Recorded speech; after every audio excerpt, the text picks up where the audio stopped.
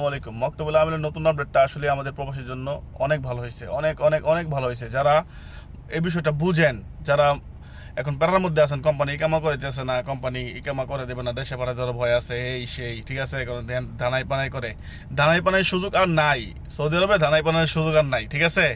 Company কখনই আর এখন এখন আপনাকে ভয় দেখাতে পারবে না, ঠিক আছে। যদি তারা ভয় দেখায়, আপনার ইকামা এক্সপায়ার করে, তারা নতুন কোনো লোক কাফেলা করতে পারবে না, নতুন লোক কোনো লোক দেশে থেকে আনতে পারবে না, নতুন কোনো লোক তারা আপনার ওদের কোম্পানির মধ্যে জয়েন করে কিছু করতে পারবে না, ঠিক আছে। আপনার একটা ইকামার কারণে ওদের লাইসেন্সের সমস্যা হয়ে থাকবে, ওরা সৌদি সরকারের কাছে জবাবদিহি করতে হইব। এটা সৌদি গেজেটের মধ্যে প্রকাশিত হয়েছে, একদম সত্য নিউজ। এবং আপনারা এখন যারা যারা কোম্পানির মধ্যে আছেন, ঠিক আছে, এখন আর ভয় পাওয়ার কোনো কারণ নাই। সৌদি গভর্নমেন্টকে আমি অসংখ্য ধন্যবাদ জানাবো, এবং সৌদি গেজেট নিউজকেও আমি অসংখ্য ধন্যবাদ জানাবো এরকম একটা নিউজ করার জন্য, এবং সৌদি গভর্নমেন্টকে হাজারো সালাম জানাই আমাদের প্রবাসীদের এই দুঃখটা ঘুষে দেওয়ার জন্য।